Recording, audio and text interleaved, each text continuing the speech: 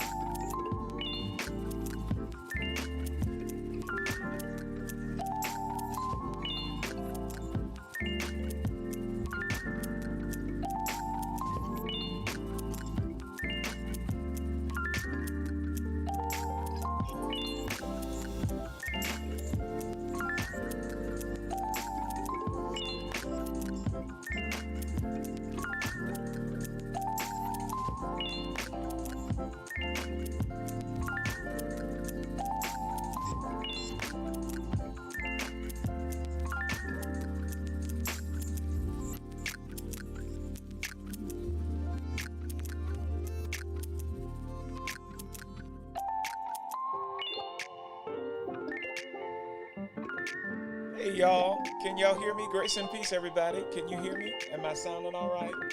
You know, the other morning I had some issues, but right now what I want to do is I want to make sure that y'all can hear me loud and clear. I believe y'all can.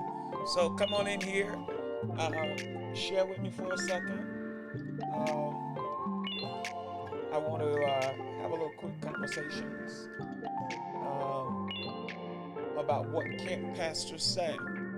Let's let's talk for a minute. Grace and peace, Paula, Janice. Good to see you. All of you wonderful people who are coming in and checking in. I want to say grace and peace to all of you. Um, if y'all can share this video real quick for me and invite somebody to be on, I just want to rant with you for a second. There may be some people on some other platforms, and I'm not saying them yet, but let's build it up. Let's share. Y'all comment. Say hey to me. Let me see who's there. Let me check and see who's there. Let me check and see who's there. I don't even know how to work this darn thing. Y'all, I'm learning how to work all of this stuff. So just be patient. How about that? So if you can come in, say hello, send some hearts and stuff if you can hear me. I want to have a quick conversation with everybody. Hey Paula, what's going on? How's your day going? How's everything going? Janice Marie, how are you? How's the day going? Happy Friday to you. Happy Friday to all of you wonderful, wonderful people. Why did you laugh, Paula? Huh? So, let me see who's on the other side, too. I want to know who's on the other side. I want to know who's on the other side. I want to know who's on the other side. Y'all know I can't play this music too long, so I want to start talking in a second. Let's see who's on the other side. I wouldn't know. But if you're watching, y'all, say something to me so that I can know you're there. Amen. Who's on the other side? Y'all come on in here and talk to the bishop. Yes, sir. Yes, ma'am. So, I think we're ready to start talking. All of you wonderful people. Y'all say hey. Where these people at this morning, this afternoon? Where these folk at this afternoon? This machine don't want to work. The algorithm is off. Saints don't want to come in. I don't know if I want to waste my content when people ain't coming in here. Come on in here and hear what I got to say, y'all. Come on, come on, come on, come on. Ronald Grace, how are you? All of you wonderful people who are coming in, how y'all doing? Derek Jackson, Lakita, hey sis, how you doing? It's good to see you. I love you. It's time for us to connect. It's time for us to connect. It's time for us to connect. I've been trying to tell you ain't glossy that. But it's time for us to get together and have a little fun. Douglas Burrage, how are you? So finally this thing is trying to kick in here. But I want to talk to y'all for a minute about what pastors can say. So I think this is going to be pretty dope. I think it's going to be pretty cool. How's y'all Saturday going? Excuse me, Saturday. Lord have mercy. How's y'all Friday going? Um, I came on here because I just wanted to talk a couple of minutes. I'm really not gonna be long at all, but I just wanted to have a real quick conversation. Elijah Green, grace and peace. I'm sick of y'all with the algorithm shaking my head. It's true. That stuff is true. I just you gotta make sure, sometimes, especially when you use a source and don't go straight to Facebook, the notifications are kind of slower. So it takes time for your audience to build. So, when you're going live, you got to make sure that as you're talking, you're giving time for your audience to build. That's all a part of the nature of the beast. Grace and peace, Elijah. How are you? Y'all, come on here. Listen, I wanted to start off by saying this. And Lakitha, you're my witness on this. Where's my other one? I I wrote, actually published 3 books. The first book I published was, what was the name of the book? Oh yeah, it was From Homosexual to Preacher. Bishop Orlando, how you doing? Grace, mercy, and peace to you. Good to see all of y'all on here coming in. That's it. That's what I want to see. Y'all coming on in here.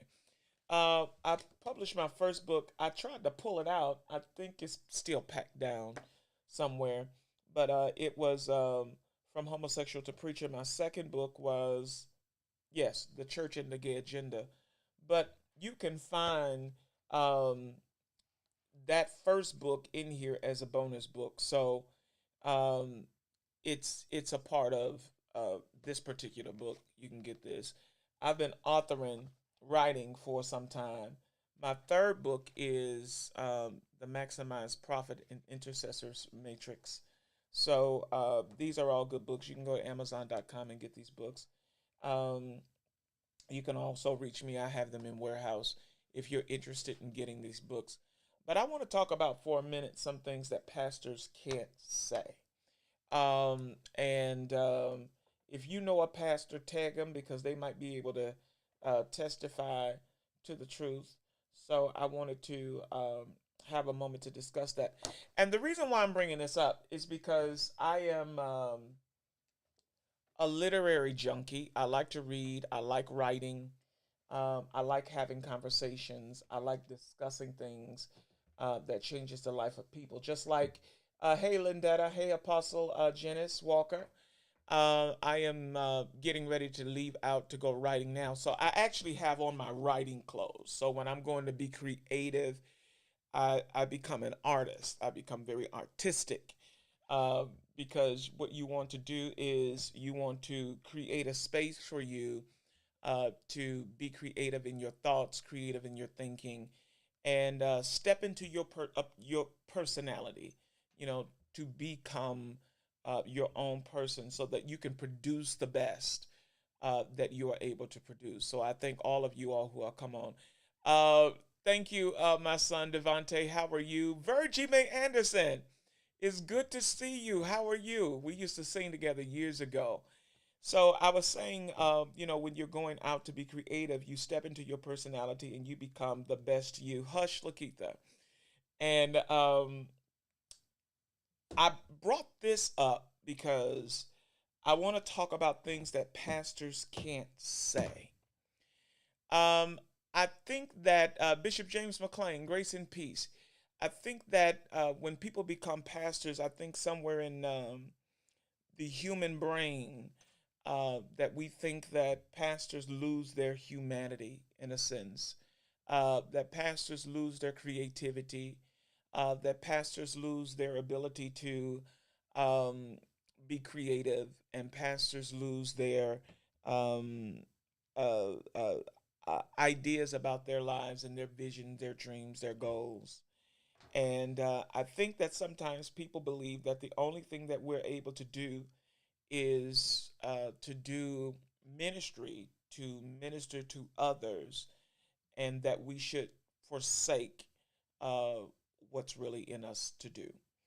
Uh, and a lot of people have bought into the hype, and a lot of people do, succumb to that because that becomes a lot of people's realities.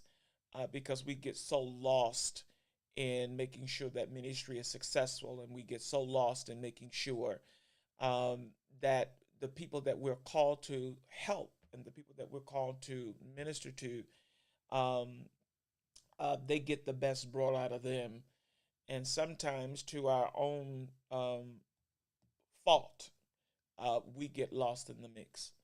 When I came into ministry, you all, and I can only be transparent and I can only tell you my truth. I can only tell you the truth. But when I came into ministry, you all, I had a lot of things that I had, already experienced in life. Um, Through my early years growing up, I would say probably by the age of 12, I know most definitely at the age of 12, I won't even say molested, I was raped. It was a brutal rape, which actually caused, um, me to pursue my lifestyle. And I was sexually aggressive.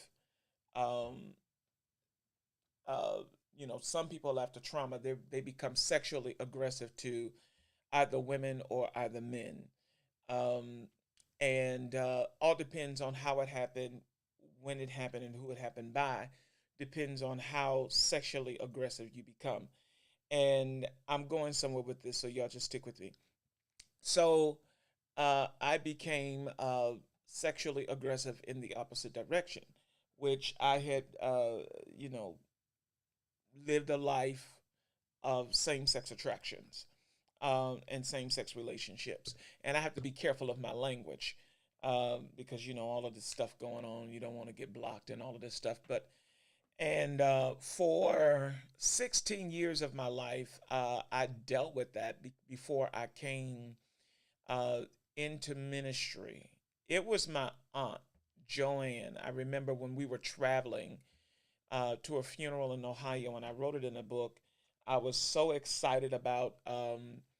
What's up, Robert Thomas? Hey, my son, you doing all right? I pray you're doing well. I was traveling to Ohio. We traveled to Ohio, and we were in the room, and I was excited. By this time, God was dealing with me about my call to ministry. And when He called me, I was so excited about sharing it with my family, and I did. Um, my aunt challenged me with the reality, and what she said to me was, "So this means you can't be gay anymore." Um, uh, and Hey, Xavier. And when she said that, something happened to me. I was challenged. I had an blessings to you, Apostle Carrie Gidron. And was the person who raped you charged for that? No, nobody believed me. So there were no charges pressed. And that's a good question, Lindetta, because this is the reason why I lived so long with a lot of intrinsic pain, because the person that did that to me, nothing ever happened to that individual. That is why I turned to food for comfort, and that's when I turned to men for comfort, because uh, I was rejected by a female who would not believe me when I told them of what happened. So there was a social psychological pathology to how I ended up. So let's go back to Ohio. When I was in Ohio, uh, my aunt said those words to me, and that night I had an encounter with God. It was like a crazy encounter, um, and yeah, it's very traumatic, Lindetta. It's very traumatic, and y'all, I'm just on here having a conversation. And when my aunt said that to me, it's like I blocked out, I spiraled out. I went to my hotel room, and I had an encounter with God, and God took me on this journey of helping me through my identity.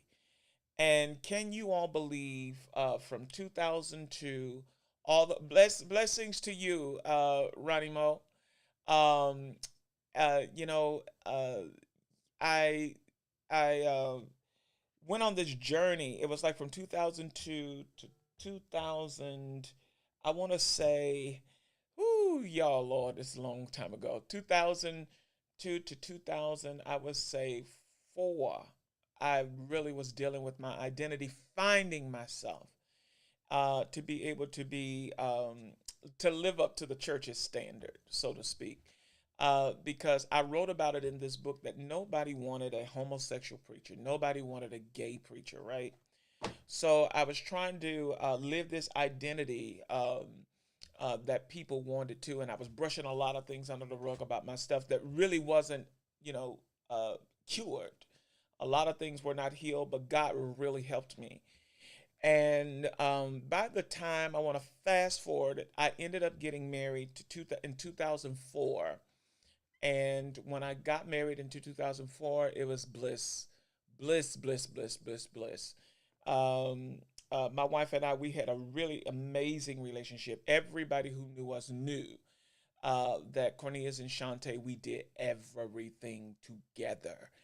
And, you know, you didn't see one without the other. Um, then I'll fast forward now to 2012, and this when the Lord started. So that was 2004. I got married. Fast forward to 2012 is when I started hearing the Lord about pastoral ministry. So now it was 10 years after my deliverance. So I was 10 years in, totally free from living an active lifestyle of homosexuality. 10 years. I was devoted to my wife, committed to my wife, submitted to the honor of marriage. Um, but yet I still had struggles and things that I was going through. To be honest with you, and theologians will probably agree with me, some religious people won't agree with me. But I don't care what you have been through in your life, you're still going to have those after uh, uh, deliverance issues and things that you have to peel through. And grace and peace, Ronnie Mo, not Ronnie Mo, Robert Head, Bobby, um, and I went through those issues. Still today, I'm having those issues. And if anybody tell you that after you have gone through a breakthrough and you don't have a struggle, and a struggle is not something to be ashamed of.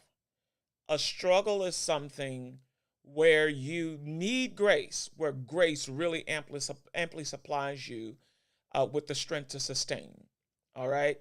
So, you know, it's not a stronghold. A struggle is not a stronghold. That's not the okaruma. That's not what we call the safe place. That word okaruma in Greek.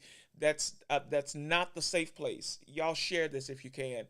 Um, and so a struggle is when you're applying grace to something you know that's still. Your flesh is trained to love.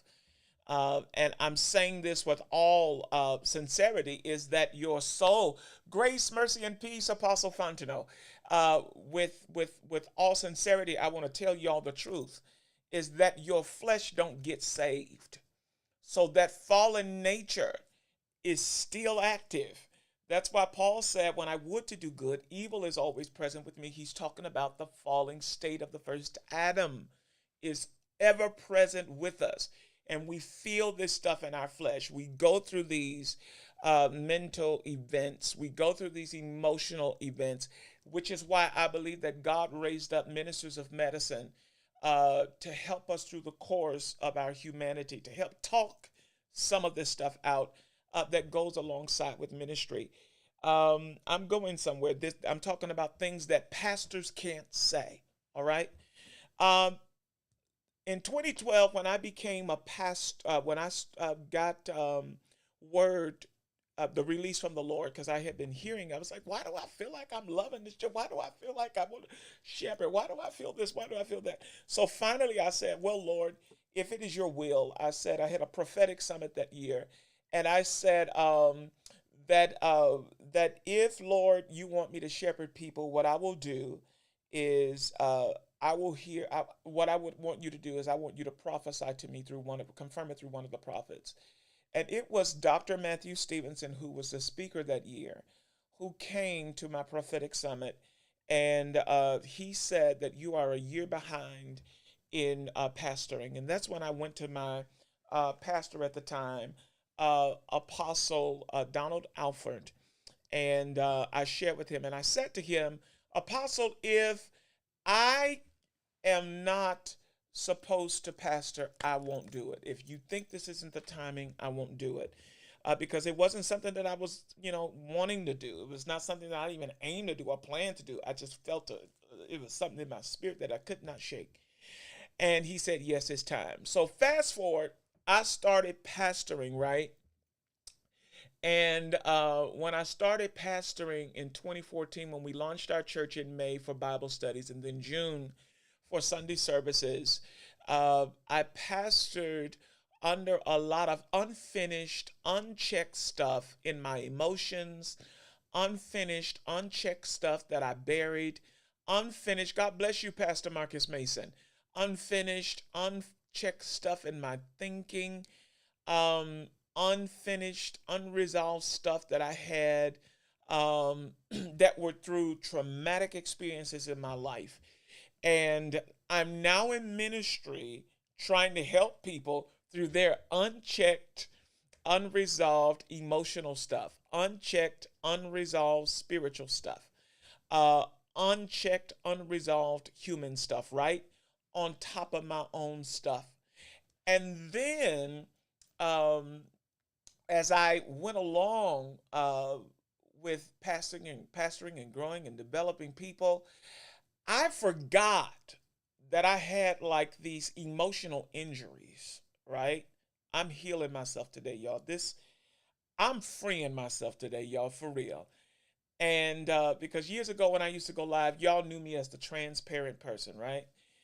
When I wrote my first book, this is why I don't care about going viral. When I wrote my first book, From Homosexual to Preacher, and this is where I'm about to get a little bit, it's about to get a little bit weird, all right? So when I first wrote my book, From Homosexual to Preacher, this was in 2009. And this is where all of this stuff was from because it opened the wound of abandonment and rejection again, and I didn't know it. Glory to God. Y'all share this with somebody. This will help somebody today. I'm telling you. I'm just not your conventional preacher. I'm not that guy. I'm just not that one. I'm just not that guy. So when I wrote that book in 2009, y'all can go back and do the research. I was going to have a book discussion just to tell my story in Oak Park, and it was going to be at a cafe that I will leave nameless. And at that cafe started getting complaints, protests. The owners were getting death threats, phone calls, because I was coming in there to tell my story about my experience with homosexuality. My argument wasn't even whether homosexuality was wrong or right. I just wanted to tell my story. I was all in the newspapers, the Tribune. I was in the Oakleaf newspaper. I was in the Austin Weekly. It had gotten to the point every week they were writing about me and my story. A lot of y'all don't even know this. So I went through the persecution.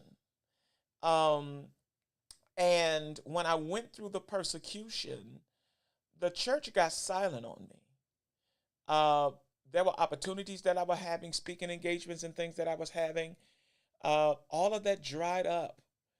So I guess, a lot of people thought that I was writing this book to talk about, homosexuals in churches and all of that stuff. But it was just about my journey. It's because I just wanted to free myself of all of these things that I was carrying.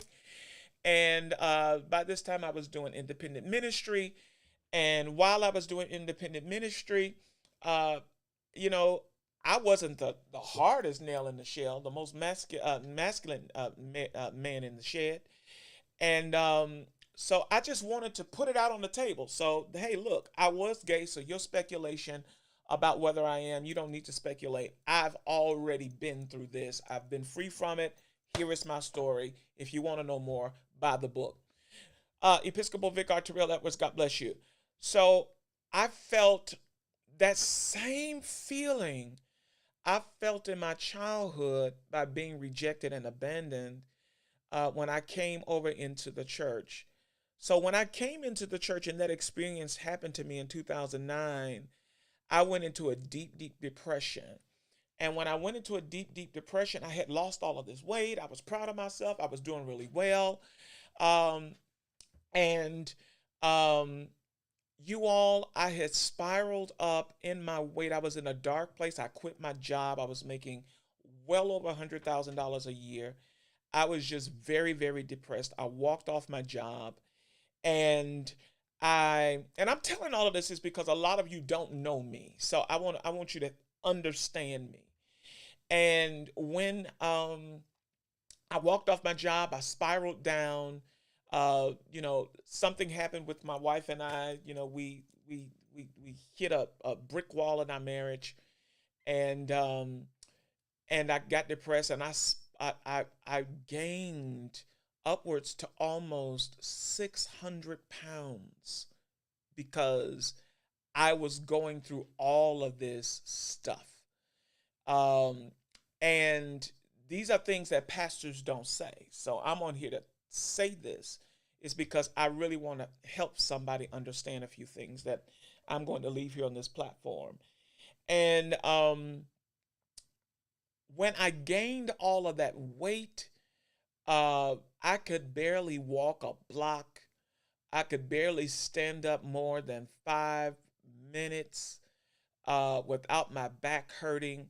So, all of this, I'm still pressing in ministry. I'm still serving. And nobody was asking me what is wrong with me.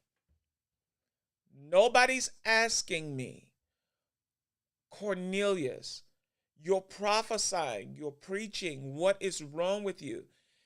I was so big, I was so uncomfortable. Like I'm still heavy now, but in comparison to what I was, I'm skinny, right? And I had all of this pressure on me, how to be a good husband, how to maintain the image of the church, and I lost me. So I had bariatric surgery to lose weight. I failed at the first bariatric surgery. I had another bariatric surgery. I failed at that bariatric surgery, and I I still served and kept going, and all I wanted to do was please the Lord, right? So now I go into ministry as a pastor. So now I'm pastoring. Well, all of this baggage that I didn't even know that I was carrying, right? So, you know, and when I get to pastor, you start meeting all of these unique, wonderful people uh, who you begin to love, who become your family, so to speak. And then you start meeting their needs, sing to their issues. And you find yourself so eager about being in demand as a leader that you forget about you, right? So I wasn't as big as I was before. I lost 270 pounds, but I forgot about me still. I forgot about my dreams. I forgot that my hands were gifted to cook. I forgot that my hands were gifted to write. Like, I'm really gifted with my hands. Like, the genius that God put in my brain is ridiculous. I should have already been a multimillionaire. Um, but I lost myself. Pastor Kenneth Keith, bless you. And I lost myself again, building and trying and building and trying and building and trying and building and trying. So fast forward to 2017, we had momentum at World Dominion Church. It was World Dominion Church. I didn't change the name until 2017. I named it 2017, 2018. We changed the name to the Glory House. There was a move of God. I changed the name to the Glory House Chicago, but the Glory House Chicago is really a DBA.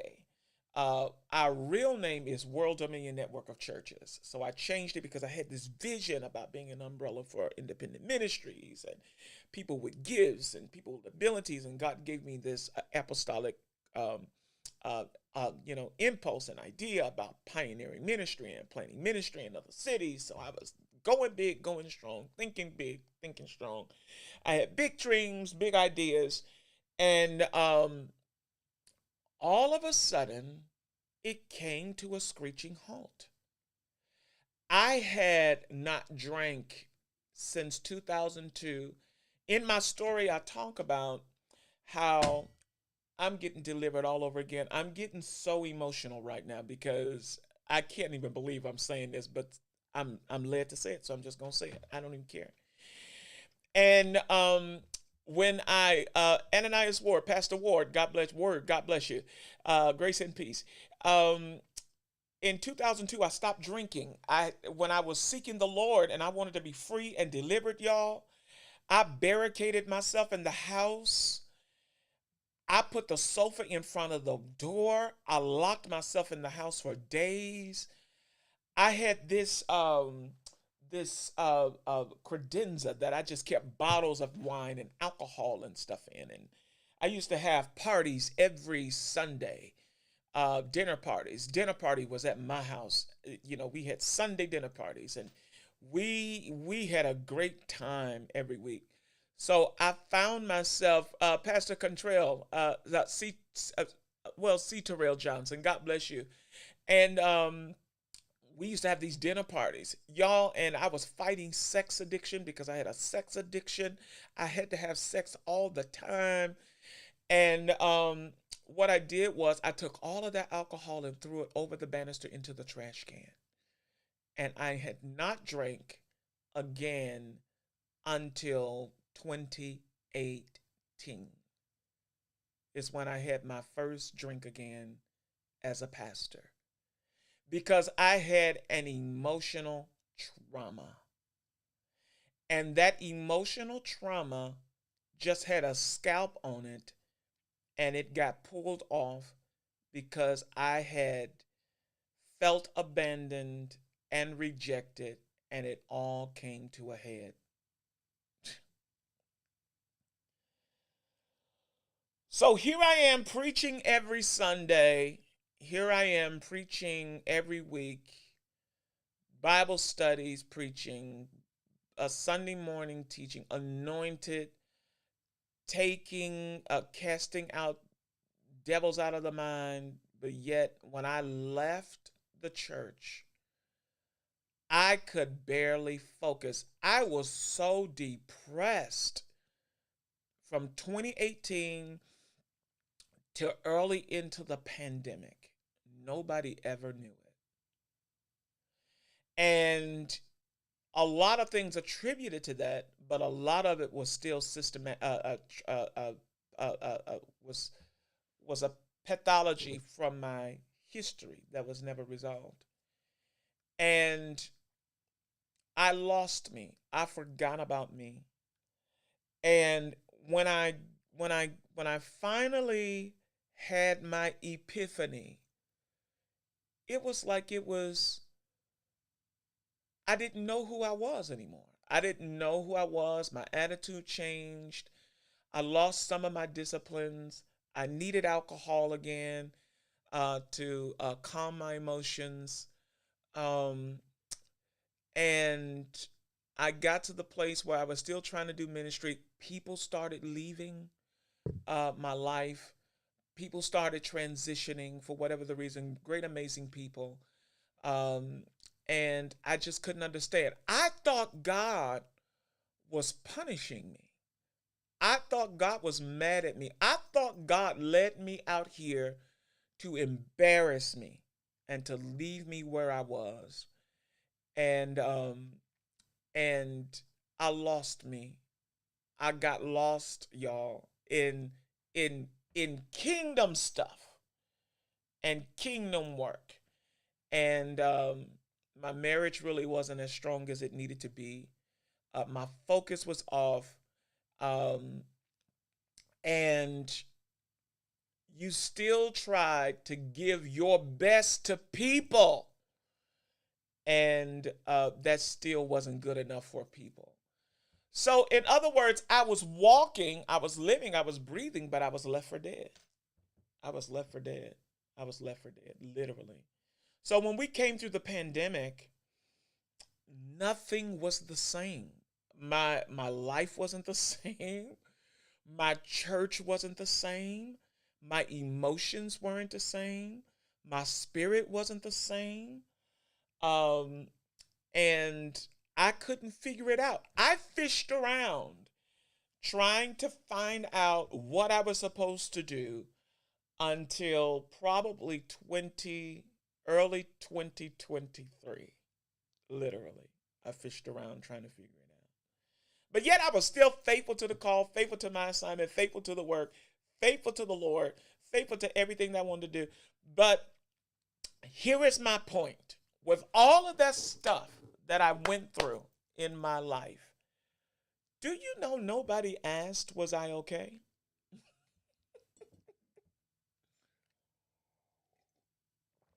Do you know all of the people that I served, all of the people that I helped, a lot of the people who were around me, um, you know, that went their own separate ways, never even asked, was I okay? They knew I was different. They knew I was different, but yet pushing and yet trying, nobody ever asked. So you know what I did? I had to say, and let me go back to 2018, 2019, I think it was. Yeah, it was 2018, 2019. No, it was 2019. Mhm. I was driving one day and death set on my neck. I was driving. I normally would take these long drives, and I would take these long drives up Lake Michigan from the north to the south. I just love the drive. And Grace, Mercy, and Peace, Bishop Looney, and I would Grace, Mercy, and Peace, Bishop Bernice, Apostle Bernice Williams, and I would take these long drives.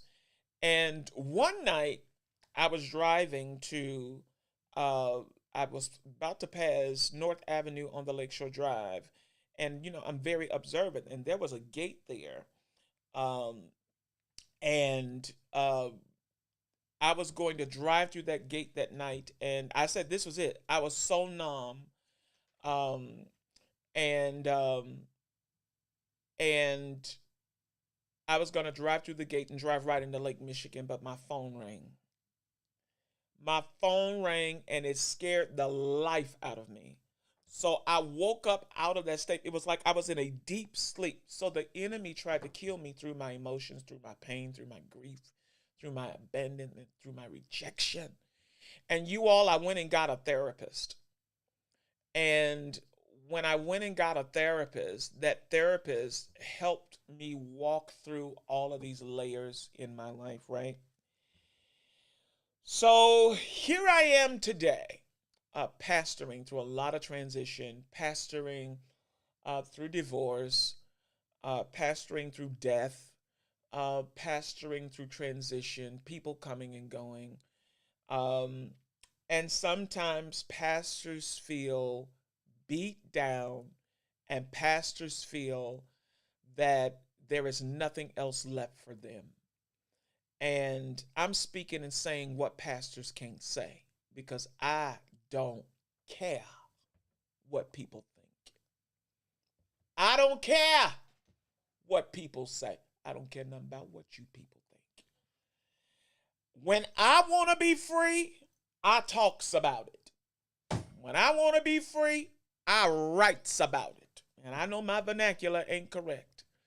And I know I'm probably not the character that everybody like. And I know I'm probably not the person that every pastor want to invite to their platform. I don't care no more. Because I create my own platform.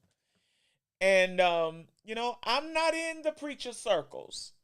I have my own network of people who know me, but I'm not in the preacher circles. I'm not. I don't talk to the doc people all day. I got about 4 preachers that I talk to probably throughout the week, really, literally. And pastors hurt. People hurt. I mean, like at the sacrifice of their families, the sacrifice of, because a lot of people, when they go into pastoring, y'all, they don't know this stuff that they learn later on in ministry. Like, put your family first. Make your wife first. These are things I'm telling y'all. The average person, when they leave their churches, to go pastor, they don't know this stuff. They don't know about balance. That's something that has to be learned. That's not something you gather all these people because you become in your mind like some remedy to their problems. I mean, it's like psychotic. I mean, it's borderline psychosis. It really is. To think that you can solve people's problems in the pulpit, and when it don't work in the pulpit, then you bring them to your home and sit them around your table and go out to eat with them and build these pseudo relationships with these people is psychotic. If you think that you need more of these people around you after Sunday service, it's psychotic. I'm trying to tell you, I'm trying to help all of these new people because you get lost in this stuff trying to help people and be around people. Bishop Bernice said that it's addictive. It is. It's because you think that's your assignment, but is you being stupid? Because your assignment is to give people the word of God and feed them with knowledge and understanding. And go home to your wife. Go home to your children. Go somewhere and get you something to eat. And stop trying to feed everybody else to make sure they're okay and that they can survive until the next Bible study. Are y'all getting this? So there are a lot of pastors who have gone through some things trying to be nice and ended up being a casualty. Because when God called us to do this horrible job, whoo! When he called us to do this horrible job, it's a horrible job being a pastor. And I know a lot of pastors are living really glamorous lives and have glamorous ministries, big places, LED walls, great cameras, all of this stuff. They're doing great. But this is still yet a horrible job. It's the worst job in America, being a pastor. It's a horrible job. Horrible. I'll say it again. It's a horrible job. It weighs on your emotions, weighs on your mental, weigh on your spirit, weigh on your soul. It's horrible. But at the same time, you love it.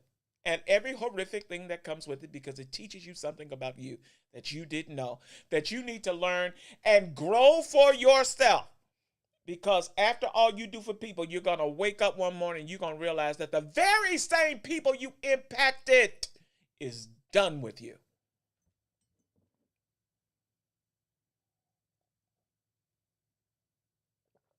The very people you trusted, the very people you love have moved on.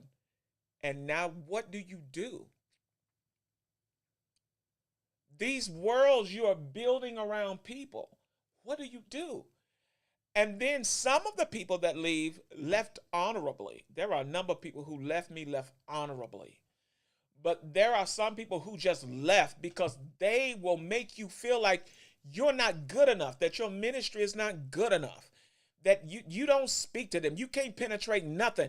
Why? It's because those people have the same issues that I opened up this live talking about.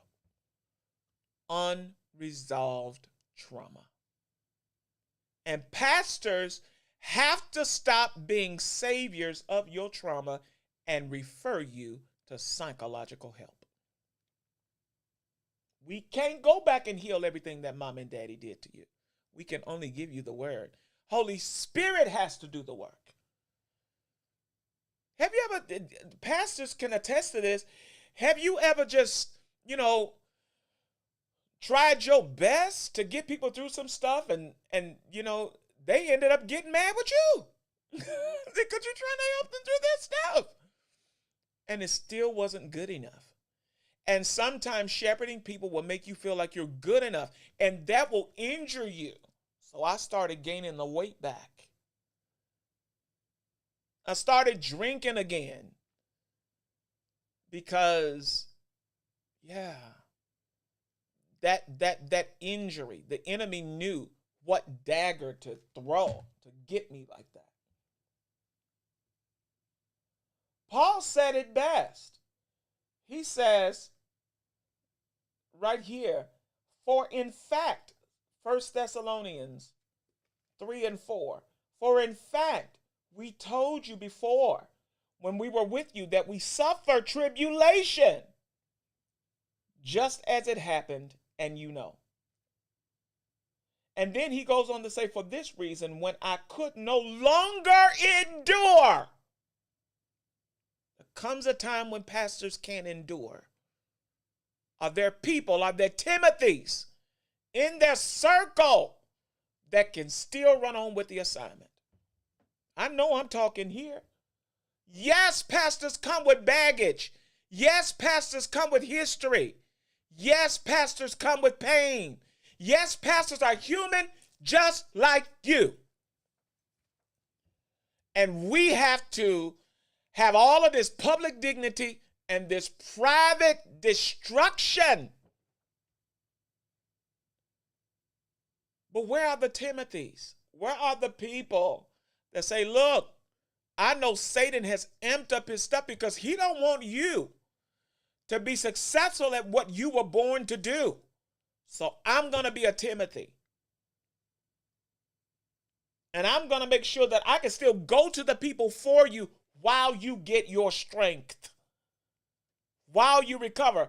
Because a lot of pastors have committed suicide. And Pew Research tells us that every month, 1,500 churches in America close. Why? Because pastors can't handle the pressure of stuff that they go through as being human beings, along with the stuff that sheep and church and religion and church folks put them through. And pastors can't say this stuff to y'all. They can't tell y'all the truth.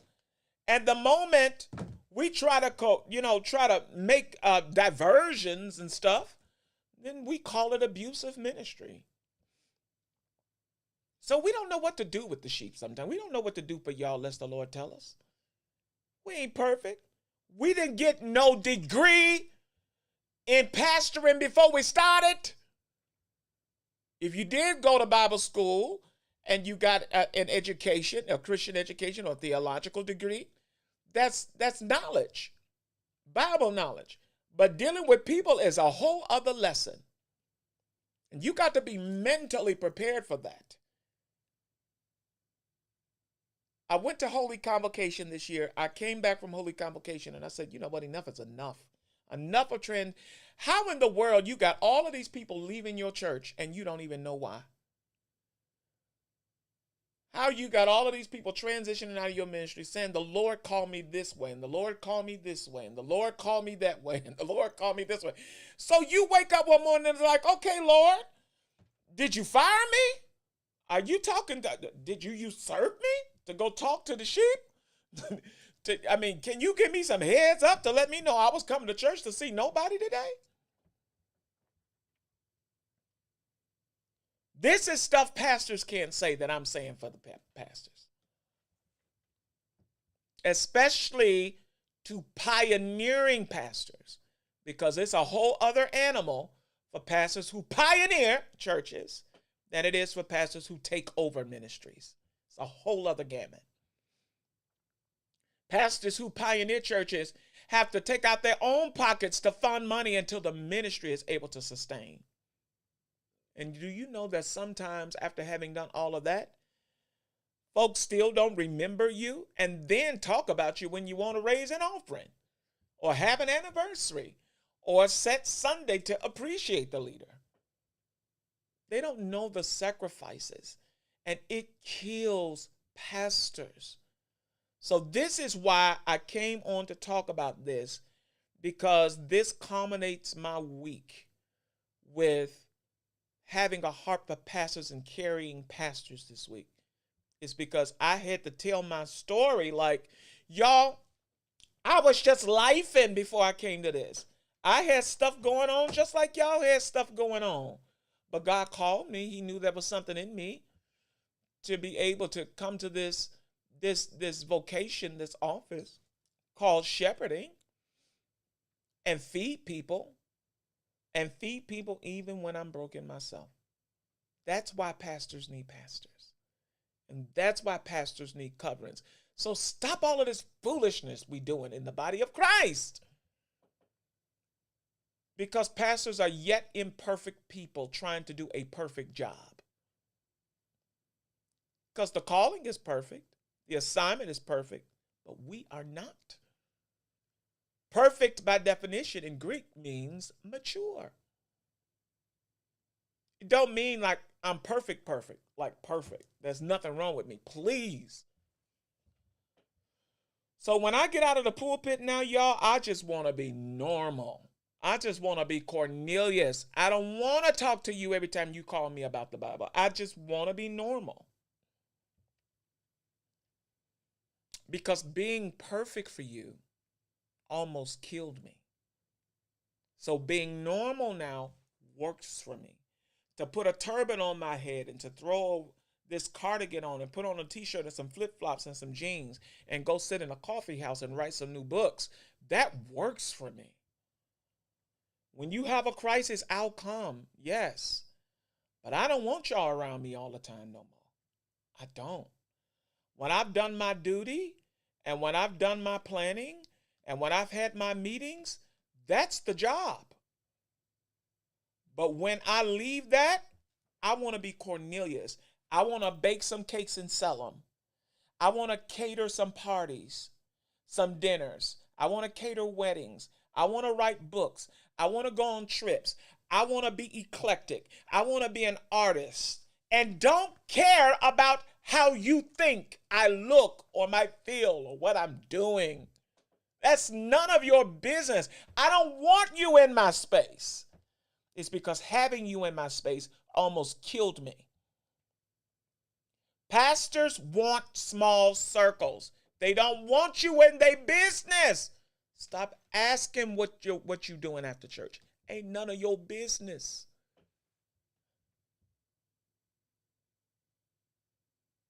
I know what my limits now are.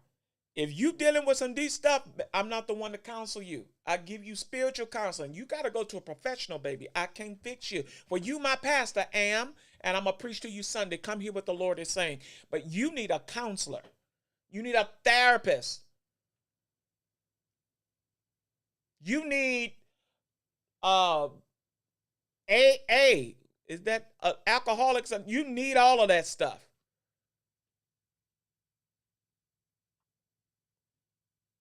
It's my truth, y'all. I'm telling y'all. Yes, all of these certificates, bishop this, bishop that, that means nothing to me.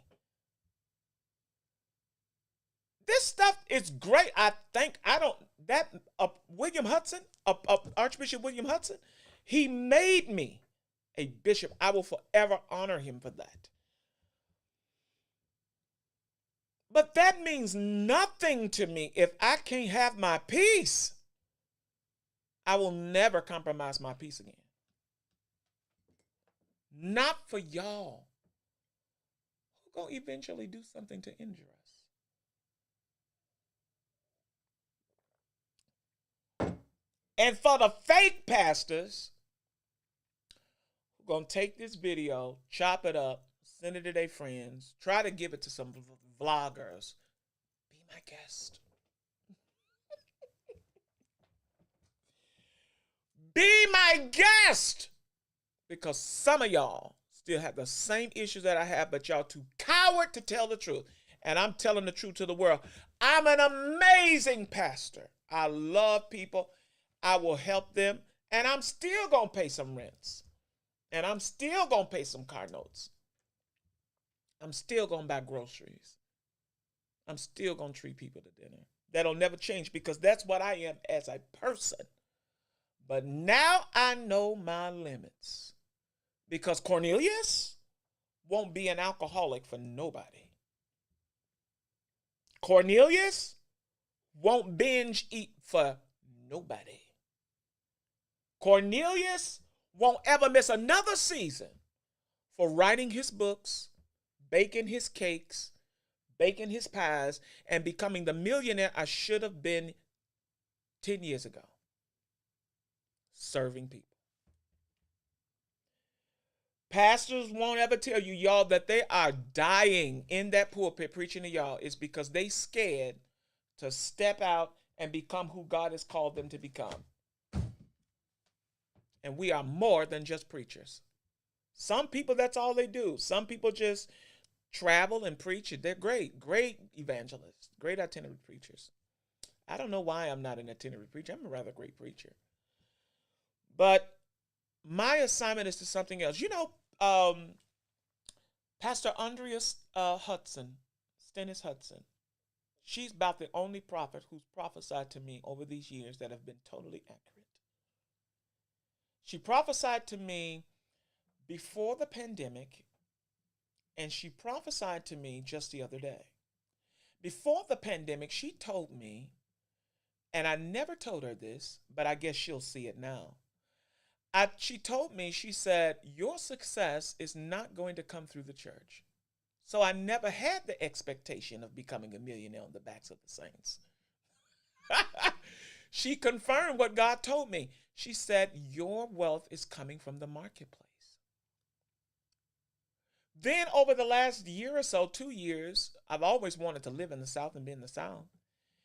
And then she came and confirmed again. She said that there is some property for you in the South, around the Carolinas, which Charleston, South Carolina, the Low Country, is where I desire to be, and Savannah, Georgia. Savannah's right over the bridge, right?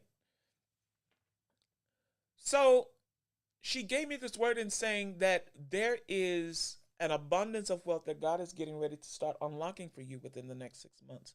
And do you know that she walked through my prayer time and my time with the Lord to confirm? So I said all of that to say is that you've got to be okay, pastors, with changing courses. You've got to be okay with stepping into what it is that you're supposed to do. You've got to be okay with relinquishing and changing and shifting, and not try to hold on to old stuff because when it's time for them to change, they're going to change on you. This isn't a tit for tat game, but you got to learn how to obey what God has given you to do. And don't die full. There are a lot of pastors dying full because they're scared of what y'all gonna think. I've taken on courage. I don't care no more what the church think, what sheep think, what bishops think, what pastors think. I'm in no competition. I don't care. My job is to do what God has called me to do and do it how he told me to do it. And in this season, starting the 7th, I'm going to be fasting for 10 days to sit myself back into the realm of the number 4. And the number 4 is the creative timing. It is the charted timing. That's the number of timing. That is the number of creative works. That is the number of manifested season. So I'm sitting my whole life back down in the number 4 over a period of 10 days so that I can be calm, so that I can do my part to make sure that what Pastor Andrea Stennis Hudson told me the other day in my ear after service on Tuesday night can come to pass. See, a lot of y'all don't know that. Y'all just like prophecy, but y'all forget y'all got to do that part. Y'all got to do your part to make prophecy come to pass. So what can't pastors tell you? They can't tell you the truth. They got struggles just like you. So be easy on the Revens.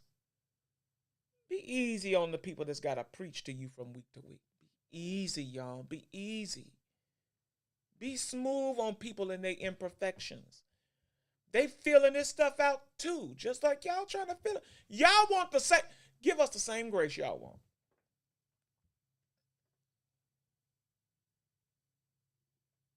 That's all I got.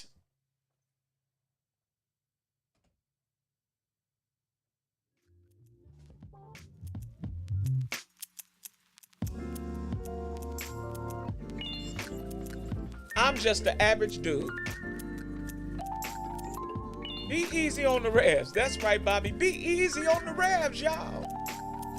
They normal people. They like to wear their flops, they flip-flops, they kicks, drive up and down Lakeshore Drive with their windows down, sunroof, even against the lane, whoop, whoop. They like all of that. Listen to secular. A lot of them listen to. They like to be normal. Leave people alone. Let them be normal, because you don't know that they're only trying to survive. I'm always going to be transparent. I'm always going to be open. I'm always going to be normal. I pledge that to myself, to be normal in this hour for me. I gotta be. In order for me to be a good pastor, I gotta be normal, but yet saved. I'm still saved, all down in the saved. But I'm gonna be a normal dude every day of my life. I really am. And I'm gonna do what I wanna do, travel where I wanna travel, buy what I wanna buy, live how I wanna live, make these millions, and still preach the gospel. I found a way to still do it and not die miserable. That's all I'm trying to say. Help your pastors find a way to do what they're called to do and not be miserable. I love y'all. Share this with somebody. Share this with somebody. It'll help a lot of people. It'll help a lot of people. They're going to talk about me, though. I don't care. Y'all know I don't even care. I don't care. I don't care. They're going to talk about me. I don't care. They done probably already sent the video to my bishop. Like they do all my videos. I don't care. I'm all right. I'm almost 50. I got to help somebody survive and still do what God has called them to do. I love y'all. Peace.